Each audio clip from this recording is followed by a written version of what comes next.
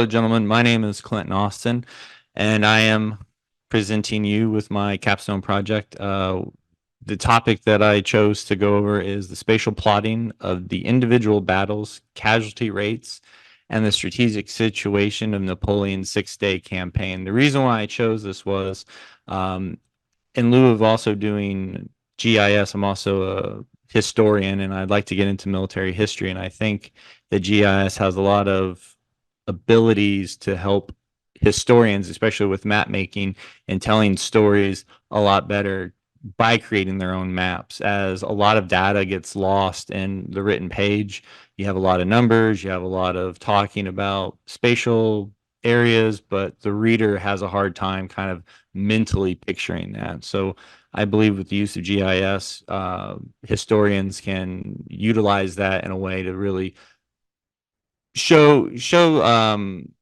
show the gravity of battles. All right. So between the dates of the 10th and 14th of February, 1814, Napoleon, who had suffered a number of losses since the campaign in Russia, had retreated back into France. He was only able to muster about 30,000 soldiers to attack the army of Silesia, led by the Prussian Marshal Blucher, which almost was twice his size. The area that these battles were fought over is in the French area of Champagne. That region is twofold. The western side of the Champagne region is very fertile with a lot of small tributaries, so it's more hilly, whereas the eastern side is very arid, flat.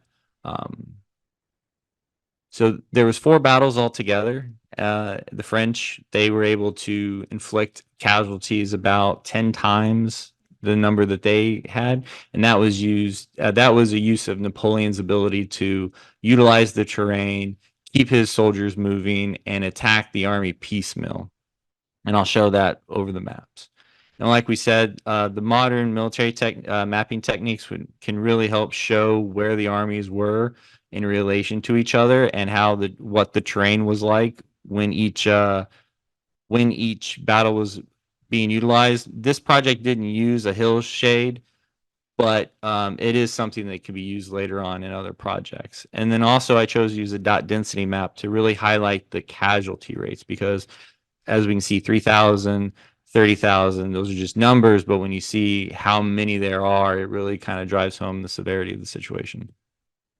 Okay, so here's the areas that happened. The first battle was Champaubert, which is on the far east.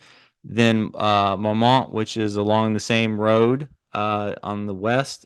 Then Chateau Thierry, which is in the north, and then Verchamps, which was in the middle between Maumont and Champaubert.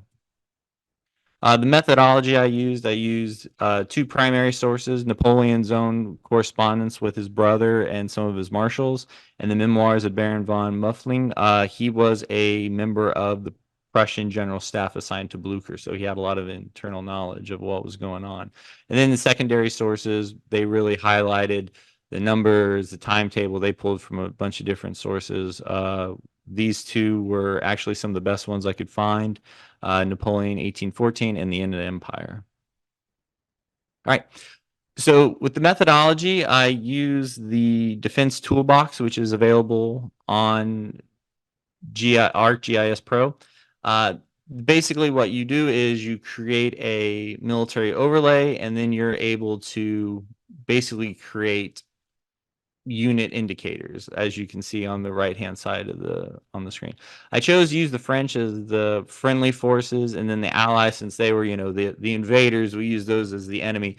But each army in the Napoleonic era were comprised of infantry, cavalry, and artillery. We didn't put artillery on there because it was hard to gauge where they were on the map, but we use those as a combined forces. So whenever you see a combined force, that would be something that included two or more of the elements that you see on there. Each one of these are highly editable, so you can add the commander's name, you can add the unit indicator, a lot of stuff. So this is a very versatile tool to use. Here's some screenshots from how we used it. The first slide, it shows that when you create the little icon down at the bottom right hand corner, that's how you can just create a new overlay. I created a single overlay for each one of the battles plus the strategic situation.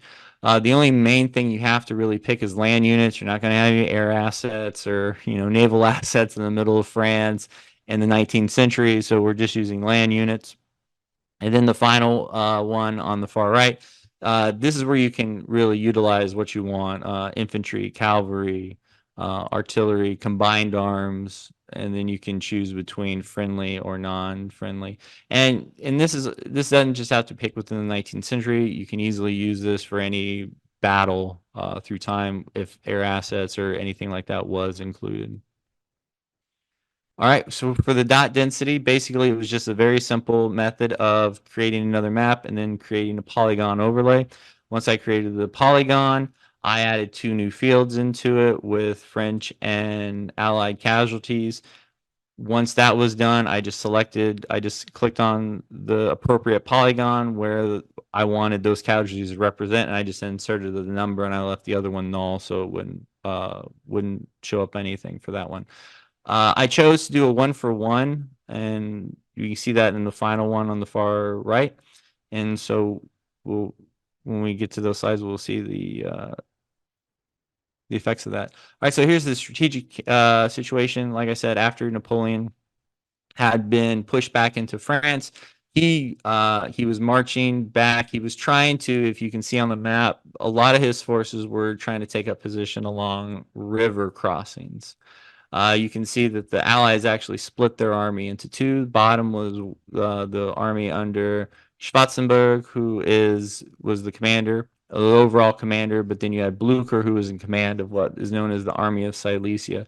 You can see each one of these indicators. You can tell what was a combined arms corps, where the cavalry was.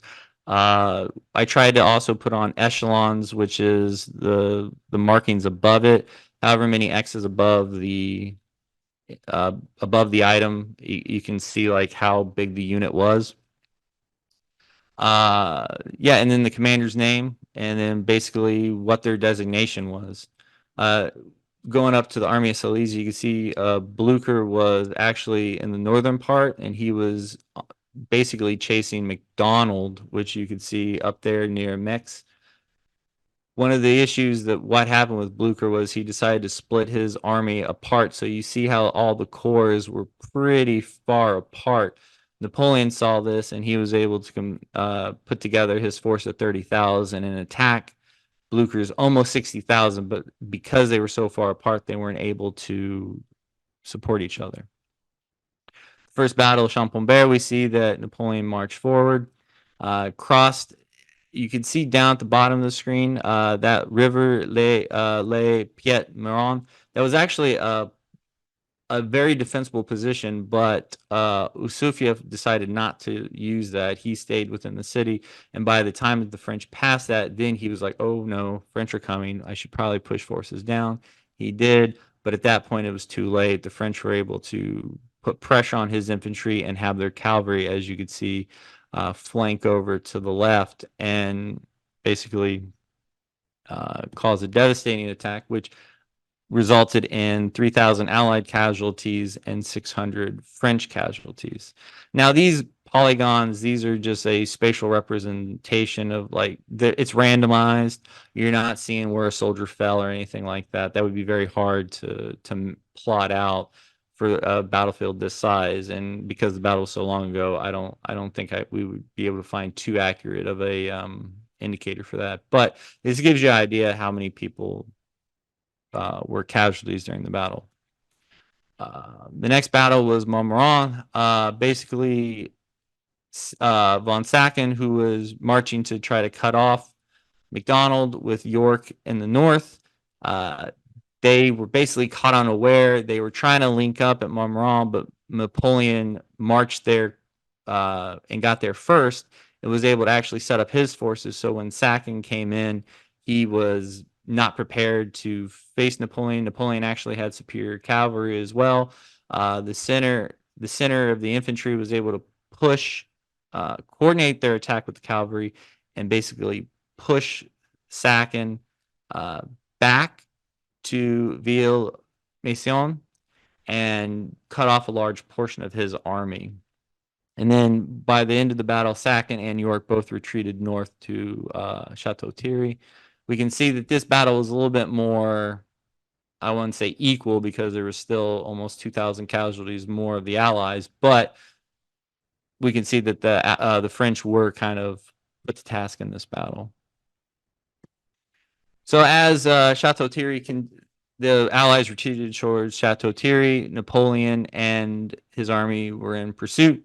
The French cavalry was able to defeat the Prussian reserve cavalry, which was a lower echelon, a lower quality of soldiers. These were more militia cavalry. And so the battle-hardened French cavalry was able to push them off the board.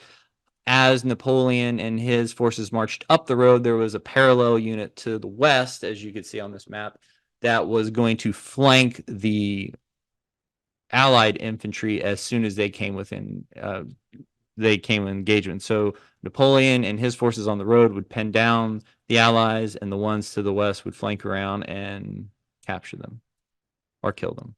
As we see, the tactic they did use was effective. We see that there was almost 3,000 Allied casualties until Sacken and York were able to cross over the Marne River to Chateau Thierry, which then they retreated to Reims, destroying the bridge behind them, which actually did not allow Napoleon's forces to quickly follow them.